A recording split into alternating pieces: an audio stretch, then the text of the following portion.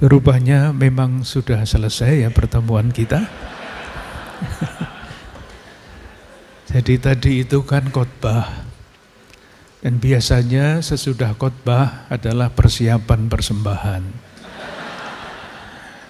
Jadi saya tinggal memberikan berkat terakhir perutusan.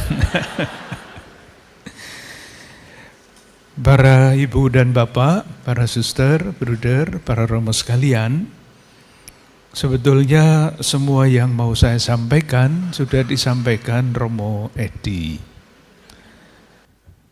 Paus Fransiskus sudah dikutip, saya tinggal mengutip Romo Edi lagi.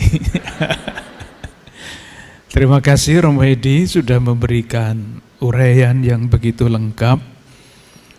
Saya hanya ingin menyampaikan 1-2 hal, tapi sebelumnya saya ingin menunjukkan 1-2 buku kecil yang mungkin baik nanti pada waktunya diperhatikan untuk didalami. Sebetulnya Konferensi Wali Gereja Indonesia pada tahun 2013 sudah mengeluarkan 1 buku yang bahkan satu-satunya yang diterjemahkan ke dalam bahasa Inggris sehingga bisa dibaca oleh khalayak yang lebih luas.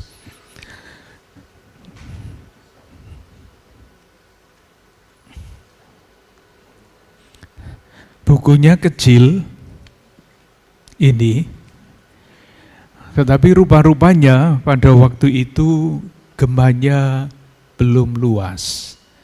Jadi kesadaran akan tanggung jawab ekologi pada waktu nota pastoral ini dibuat belum luas. Dan juga di Keuskupan Agung Jakarta pada tahun 2015 sudah dibuat buku yang bagus ini. Gerakan Ekologi di Keuskupan Agung Jakarta yang dirumuskan dalam banyak gerakan, bahkan salah satunya ada yang dikutip dalam salah satu dokumen dari Vatikan, yaitu yang waktu itu disebut dengan silih ekologis. Yang dimaksudkan adalah kalau kita bepergian naik pesawat terbang, jejak karbonnya itu besar. Dan artinya dengan menaik pesawat terbang, kita ikut tanda petik merusak bumi ini.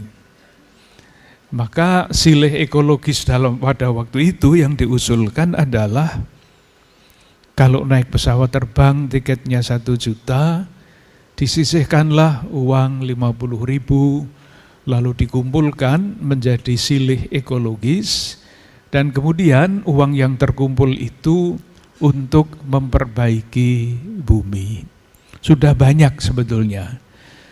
Tetapi waktu itu belum ada gerakan seperti yang sekarang ini, baik secara umum maupun di dalam lingkup Keuskupan Agung Jakarta. Jadi lewat begitu saja. Ada buku lain yang ditulis oleh para ahli teologi kitab suci, rumusannya menyapa bumi menyembah yang ilahi. Dan banyak lagi. Salah satu yang menarik bagi saya adalah majalah Tempo. Baru saya terima kemarin ini. Majalah Tempo ini kita semua tahu, atau banyak dari kita yang tahu, biasanya yang diulas adalah politik aktual. Tetapi edisi ini isinya semuanya adalah mengenai tanggung jawab merawat bumi. Saya bukan agen Tempo, tapi saya sungguh tertarik karena kok tema kali ini temanya hampir semua berkaitan dengan ekologi. Jadi bagaimana? Kita mau melanjutkan atau mengundang anak-anak tadi untuk main orkes lagi? Saya coba menyampaikan apa yang sudah disampaikan Romo Edi dengan cara yang berbeda mungkin. Saya mulai dengan satu kisah. Bukan uraian teologi, bukan uraian iman, tetapi dengan kisah. Dongeng maksud saya. Jadi kalau biasanya orang mendongeng itu yang mendengarkan mulai mengantuk. Silahkan mulai mengantuk dan jangan ditahan kalau mengantuk. Karena nanti akibatnya sakit kepala.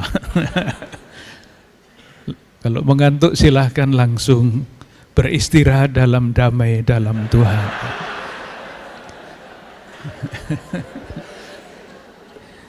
Ceritanya begini. Di suatu tempat ada sebatang pohon yang sangat besar.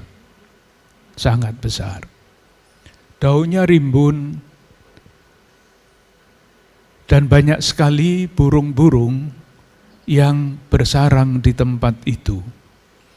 Ada oma opa burung, ada orang tua burung, ada anak-anak, cucu-cucu burung. Semuanya merasa nyaman bersarang di pohon itu. Sampai pada suatu hari ada seorang pemburu yang sedang mengejar kijang. Kijang sudah diburu lama tetapi tidak pernah tertangkap atau tidak pernah dapat dipanah karena pemburu itu membawa panah. Sampai pada suatu saat kijang itu rupanya lelah. Ia berhenti, deprok itu bahasa Indonesianya apa?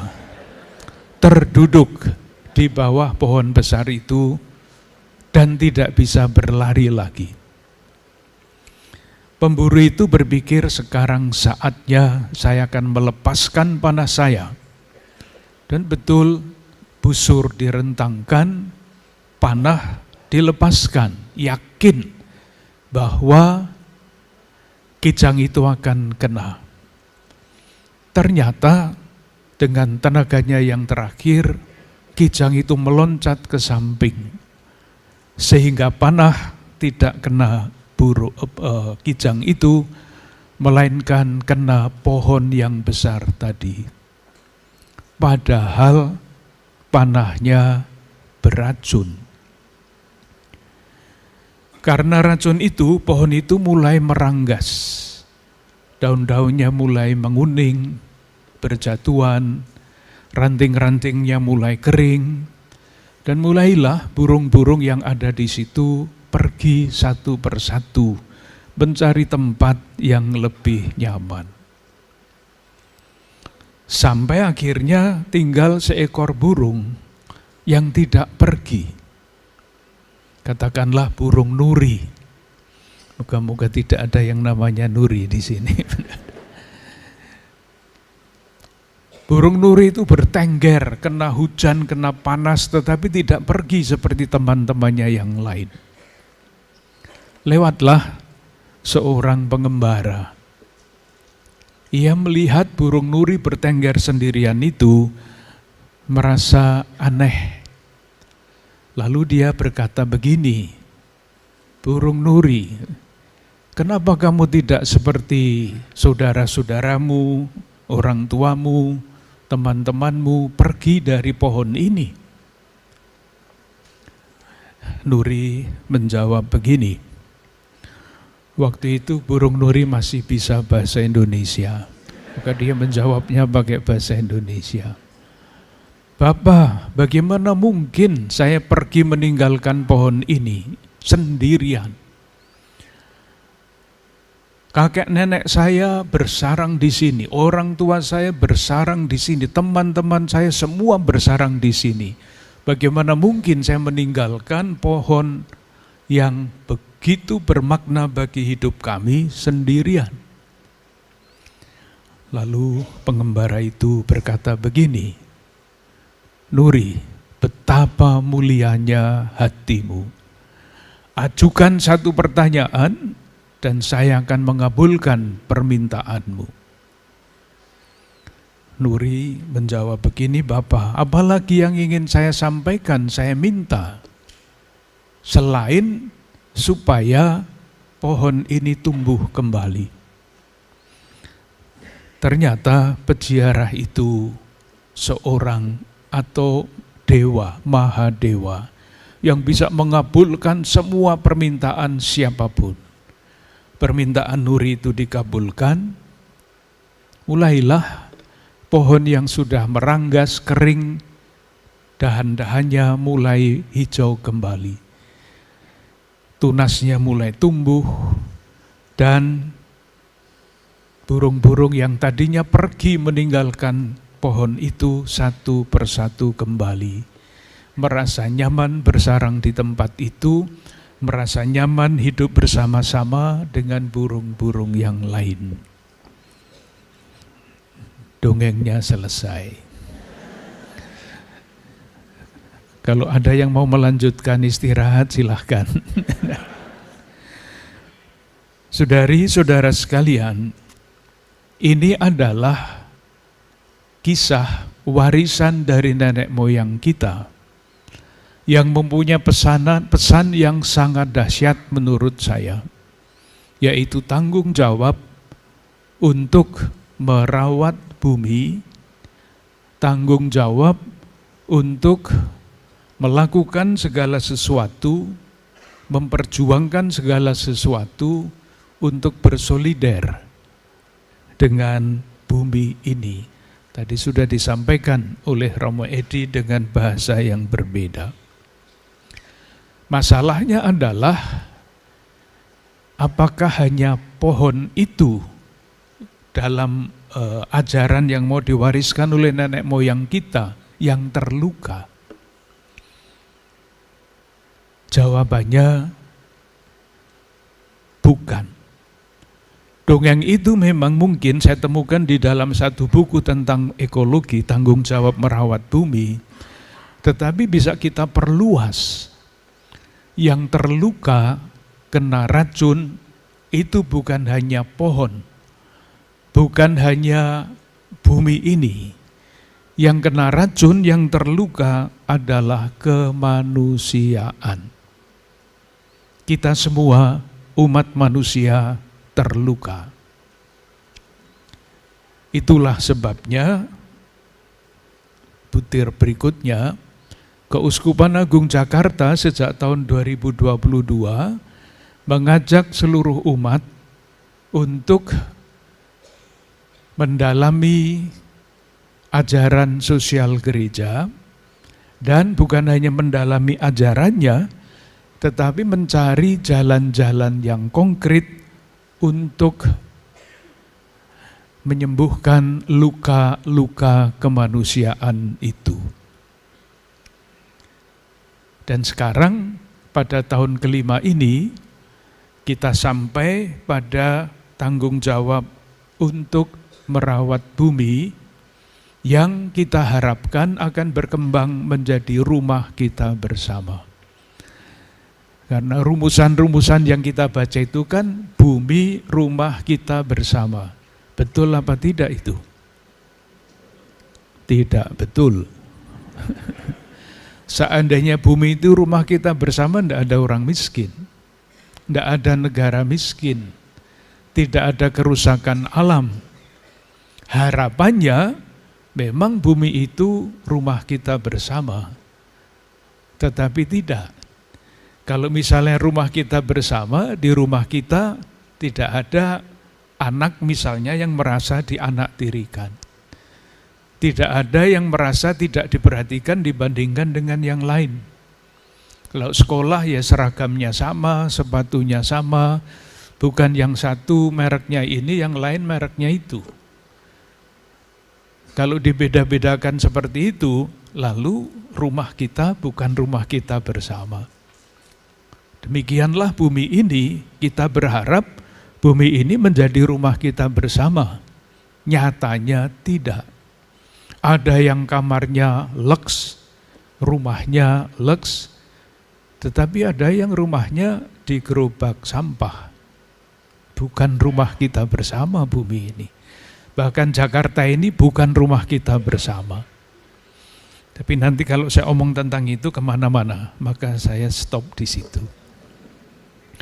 Itulah sebabnya Keuskupan Agung Jakarta menawarkan, mengajak umat Keuskupan Agung Jakarta untuk mempelajari, untuk mendalami gagasan-gagasan tentang ajaran sosial gereja.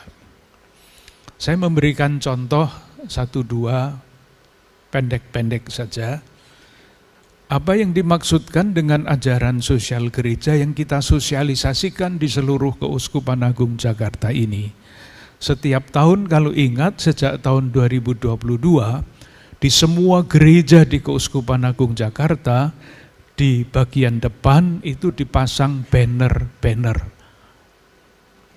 Tahun 2022 kita mengajak untuk mendalami tema yang pertama, martabat manusia, menghormati martabat manusia. Apakah martabat manusia terluka? Jawabannya iya, sangat terluka dengan berbagai macam hal. Berbagai macam hal itu apa? Misalnya, sejak beberapa tahun yang lalu semakin sering kita dengar istilah TPPO, tindak pidana perdagangan orang. Nih, kalau manusia diperdagangkan, apakah kemanusiaan itu tidak terluka? Luka parah. Sangat jelas, perdagangan bayi sangat melukai martabat manusia. Yang juga sudah sering saya ceritakan sebagai contoh, rasa tidak atau kurang hormat terhadap martabat manusia itu tampak di dalam struktur sosial, struktur masyarakat yang tidak adil. Di dalam budaya tertentu misalnya, perempuan tidak disetarakan dengan laki-laki. Yang laki-laki dapat warisan, yang perempuan tidak. Bukankah itu luka kemanusiaan? Di dalam kebudayaan, saya orang Jawa dan terlahir di dalam budaya Jawa yang feodal. Untuk mempertahankan feodalisme diciptakanlah bahasa Jawa dengan 3 lapis itu. Ada kromo inggil, kromo madya, ngoko. 3. Kapan bahasa Jawa dengan struktur seperti itu diciptakan? Zaman Majapahit. Ini pernah diselidiki oleh seseorang dalam promosi guru besar. Untuk apa? Untuk mempertahankan feodalisme. Dan feodalisme itu secara tidak sangat jelas, sungguh tidak memandang manusia itu setara. Tidak, ada struktur sosialnya. Kasta, kira-kira sama dengan itu. Ketika sistem kasta dijalankan, dengan sendirinya martabat manusia itu terluka. Jadi pakai bahasa Jawa misalnya ya, kalau di dalam bahasa Jawa, untuk menyebut Anda saudara, itu ada 3 kata yang berbeda. Kromo inggil untuk para priyayi namanya, itu disapanya dengan kata panjenengan. 4 suku kata, panjenengan. Kalau dicari di dalam kamus bahasa Jawa, panjenengan itu artinya adalah yang berkuasa. Berkuasa. Kromo madya di tengah-tengah, kata Anda itu sampean. Tinggal 3 suku kata. Dan sampean itu artinya apa? Artinya kaki. dari penguasa menjadi kaki. Itu untuk kelas menengah. Untuk yang kelas bawah, disapanya dengan 2 suku kata, kowe. Tinggal 2, 4, 3, 2. Dan kowe itu artinya dalam bahasa Jawa anak kera. Ya, coba silakan membayangkan bagaimana bahasa yang seringkali kita anggap komunikasi biasa yang tidak ada nuansa apapun, ternyata diciptakan untuk mempertahankan struktur sosial yang tidak adil. Kurang menghormati martabat manusia. Itu tahun 2022 kita bicara tentang martabat manusia.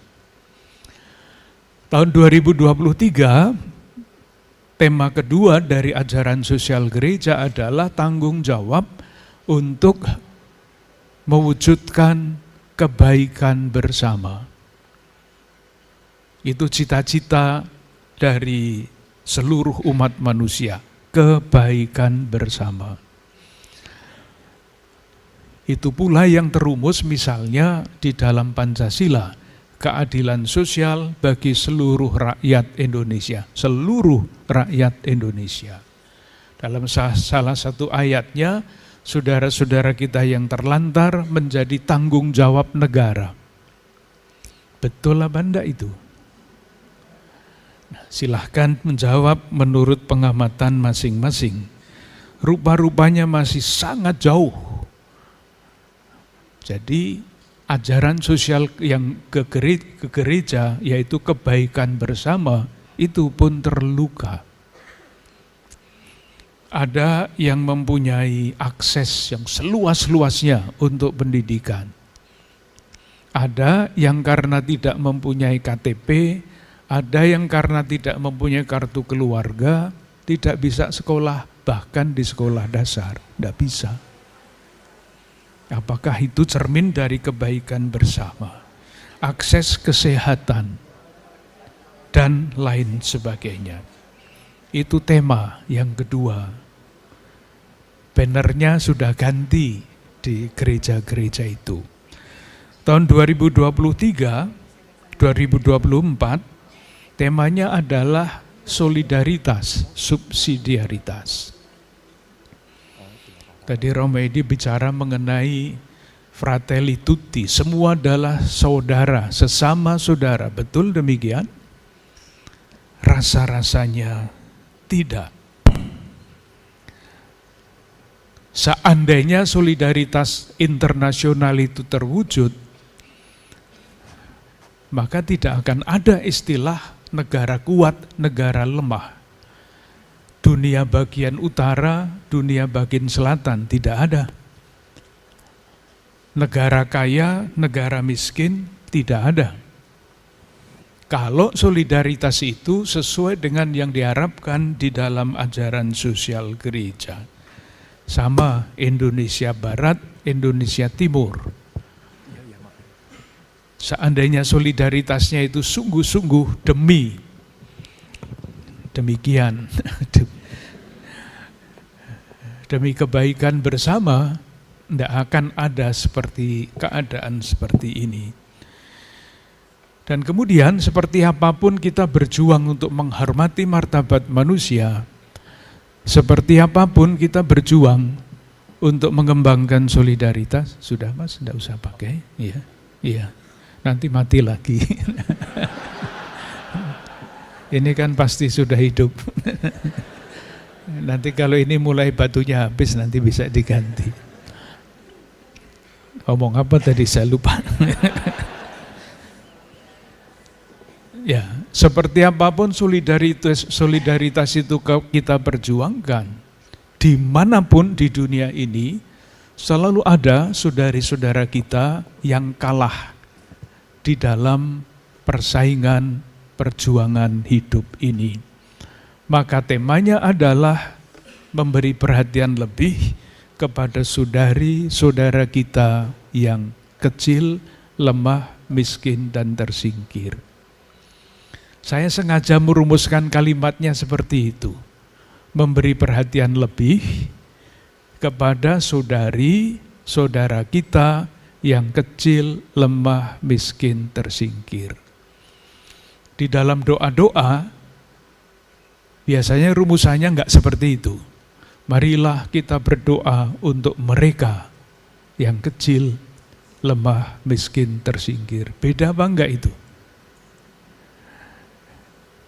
Kalau kita menyebut mereka yang lemah, kecil, miskin, dan tersingkir, mereka itu yaitu bukan saya. Saya tidak menghormati mereka. Tetapi kalau saya menggunakan kata, marilah kita perhatikan saudari-saudara kita, saudari-saudara kita yang kurang beruntung, berbeda sekali nuansa kalimat itu, rasa bahasa saya. Dalam kalimat yang berbeda itu, kita ungkapkan rasa hormat terhadap martabat saudari-saudara kita yang kurang beruntung. Dan sekarang kita, tahun kelima, ingin mempelajari tanggung jawab kita untuk merawat bumi. Dengan demikian, ajaran sosial gereja itu selama 5 tahun kita dalami dan kita cari jalan untuk mewujudkan ajaran-ajarannya tidak terpisah satu dengan yang lain. Kesadaran akan tanggung jawab ekologi adalah puncak dari usaha kita untuk memahami dan mewujudkan ajaran sosial gereja. Jadi bukan sekedar tahun ini, tahun itu enggak. Tetapi kalau disambung-sambungkan, akhirnya hormat kita terhadap martabat manusia itu berujung pada tanggung jawab kita untuk merawat dan menjadikan bumi ini rumah kita bersama. Moga-moga kurang lebih jelas kenapa sekarang ini, tahun kelima ini, kita ingin menyadari bersama-sama tema kelima dari ajaran sosial gereja itu. Satu demi satu kita jalani, kita sampai pada puncak, pada muara dari perjalanan 5 tahun ini.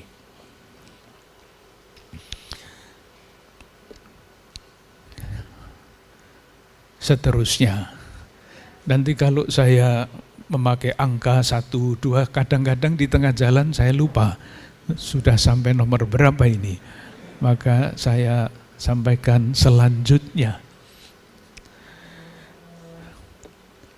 Kita sadari bersama-sama dari pengalaman yang sangat nyata bahwa yang sekarang ini kita hadapi adalah krisis ekologi. Kenapa saya katakan kita alami? Misalnya yang namanya masalah polusi udara yang kotor. Bapak Kardinal Julius ketika masih kadang-kadang ke sini untuk keperluan macam-macam, beliau sekarang tinggal di Girisonta. Di Girisonta itu udaranya bersih. Kalau datang ke Jakarta, hari kedua sudah mulai pilek-pilek. Karena apa? Karena udara di Jakarta ini tidak sama dengan udara di Girisonta. Di sini jernih, di sini kotor, di sana masih relatif jernih. Gejalanya mudah sekali, pilek, batuk-batuk, bersin. Dan tidak usah pakai analisa sosial, ilmu apapun. Jelas sekali, polusi air. Ada air tanah yang enak diminum, ada air tanah yang asin, ada air yang licin, macam-macam, polusi air. Sehingga yang dulu, zaman dulu, orang bisa minum dari air sumur, sekarang takut minum dari air sumur. Jangan-jangan zat besinya dan sebagainya. Jelas sekali, laut dan sebagainya. Mudah sekali kita rasakan perubahan iklim turunnya tanah di daerah Jakarta ini sehingga mudah banjir dan sebagainya.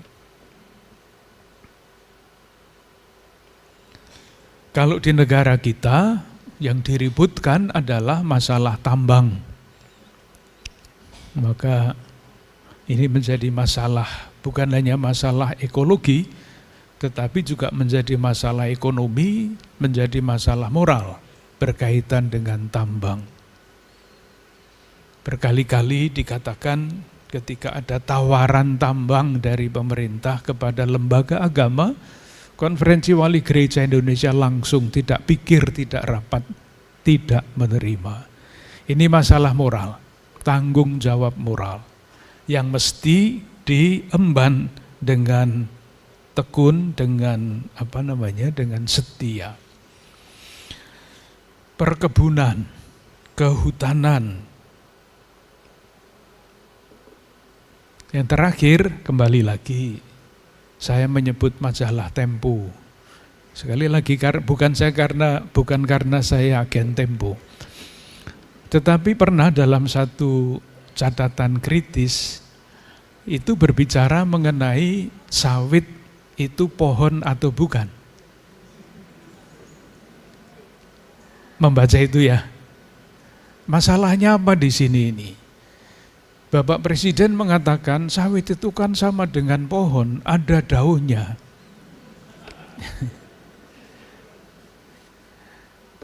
Menurut para ahli, sawit itu bukan pohon.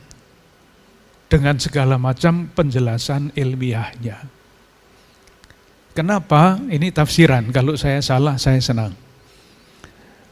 Kenapa Bapak Presiden mengatakan sawit itu pohon? Karena beliau sedang berbicara mengenai tebang hutan ganti sawit.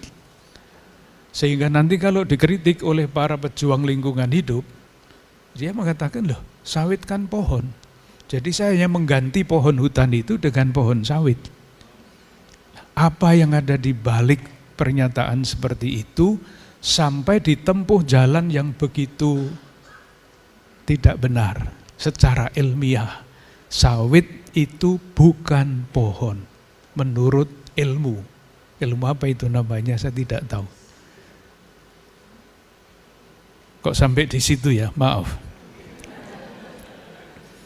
Saya hanya mau mengatakan bahwa di balik masalah krisis ekologi itu ada masalah macam-macam, termasuk masalah politik. Tidak kita berhenti di situ saja kalau sampai istilah politik itu. Yang berikutnya, tadi Romo Edi berbicara mengenai Laudato Si, ini bukunya, kuning, bagus dilihat. Tapi kalau dibaca sulit isinya. Paus Fransiskus berbicara di dalam dokumen ini mengenai sumber dari krisis ekologi alam, artinya bumi ini. Boleh kita berdiskusi tentu saja, tetapi inilah yang dikatakan. Yang pertama ada dua alasan. Yang pertama adalah teknologi dengan segala macam aplikasinya. Teknologi kita semua tahu pada dasarnya netral. Sangat berguna bagi umat manusia. Memberikan kemudahan, memperlancar komunikasi dan sebagainya.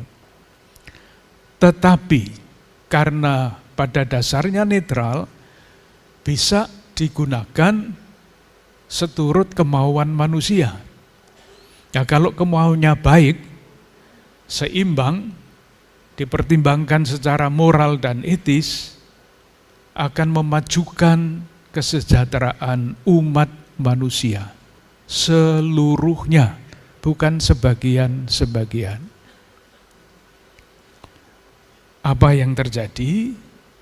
Ini Paus loh yang mengatakan, bukan saya, jadi nanti kalau salah silahkan menyalahkan Paus yang sudah wafat. Tidak bisa disalahkan. Iya. Jadi misalnya teknologi mesin. Mesin itu sangat berguna, menjadi salah satu indikator kemajuan budaya manusia. Tetapi kalau mesin itu digunakan untuk efisiensi saja, untuk menghasilkan produksi yang sebanyak-banyaknya dan secepat-cepatnya, bisa menjadi malapetaka bagi kemanusiaan. Misalnya efisiensi, dulu pekerjaan yang dikerjakan oleh manusia 50 orang, karena efisiensi sekarang bisa dikerjakan 2 orang. Lalu yang ke-48 dikemanakan? Itu efisiensi. Dulu dengan mesin tertentu 1 jam hanya dapat menebang pohon 5 misalnya. Sekarang dengan teknologi yang baru, 1000 pohon bisa ditebang dalam 1 jam. Akibatnya apa? Untuk keutuhan alam ciptaan ini.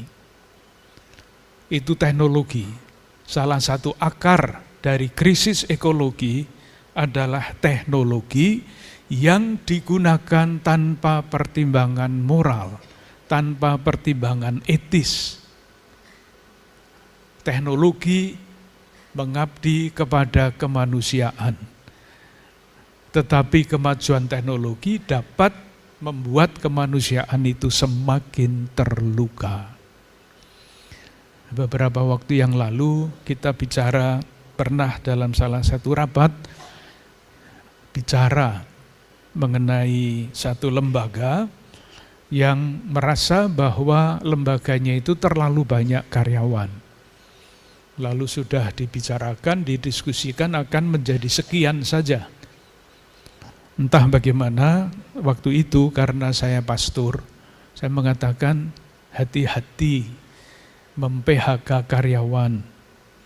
Karena lembaga kita juga mempunyai fungsi sosial. Moga-moga saya tidak salah. Kalau menurut peraturan atau cara berpikir perusahaan, pasti saya salah. Tapi saya mengatakan hati-hati.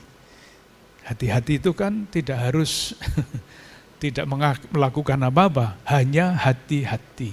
Di balik kata hati-hati itu, silahkan memperhatikan pertimbangan-pertimbangan moral. Itu akar yang pertama yang disampaikan oleh Paus Fransiskus. Kalau saya salah, pasti Paus Fransiskus bangkit nanti untuk mengingatkan saya. Yang kedua adalah pertimbangan ideologi. Pertimbangan ideologi. Istilah yang dipakai ideologi antroposentrisme. Jadi manusia menjadi pusat dari segala-galanya.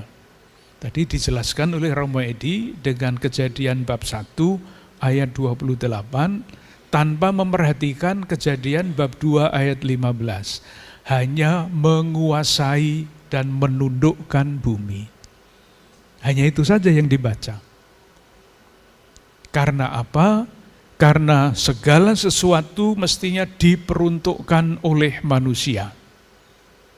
Kalau manusia membutuhkan apapun, ya dilakukan tanpa memperhatikan bahwa alam ciptaan yang lain, yang hidup maupun yang tidak hidup, yang hidup itu misalnya sapi, kerbau. Saya tidak berani menyebut anjing, karena ini jadi diskusi besar. Tetapi kalau sapi, kerbau, ayam, dan sebagainya itu makhluk hidup. Makhluk yang mati adalah air, udara, dan sebagainya itu. Ini semua boleh diapa-apakan kalau manusia menghendaki. Termasuk Allah, yang semestinya menjadi pusat dari seluruh perjalanan umat manusia dan alam semesta ini. Semuanya dipusatkan perhatiannya pada manusia. Kalau tidak digunakan oleh manusia, ya dibuang. Termasuk angkatan kerja, kalau tidak dibutuhkan lagi, buang. Karena apa? Karena kepentingan manusia itu yang menjadi manusia tertentu, tentu saja tidak ada manusia pada umumnya. Makhluk lain dianggap tidak mempunyai tujuan untuk dirinya sendiri. Semuanya untuk manusia. Itu akar dari masalah ekologi alam menurut Paus Fransiskus. Yang berikutnya, berhadapan dengan realitas seperti itu, ini kan sebetulnya cara kita membuat renungan secara Kristiani. Mengamati keadaan, membuat analisa tentang keadaannya seperti itu. Yang baik juga banyak, tetapi kita kan bicara tentang krisis. Krisis biasanya disebut muncul karena keadaan yang tidak baik. Jadi langkah pertama adalah membaca realitas dengan segala macam ilmu yang tersedia. Ilmu sosial, ilmu politik, ilmu ekonomi, dan sebagainya. Itu dilakukan oleh Paus Fransiskus. Nah, kalau keadaannya sudah tergambarkan, pertanyaannya adalah bagaimana iman kita atau kita sebagai orang beriman membaca realitas itu.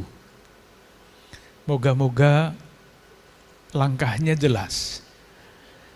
Kalau saya membaca realitas dengan kacamata politik, jadinya ya politiking, main-main dengan politik. Kalau saya membaca realitas dari segi ekonomi, ya hanya segi ekonomi itu yang muncul. Sekarang kita sebagai umat Kristiani, umat Katolik, membaca realitas seperti itu, kita sampai kemana diajak? Bagaimana?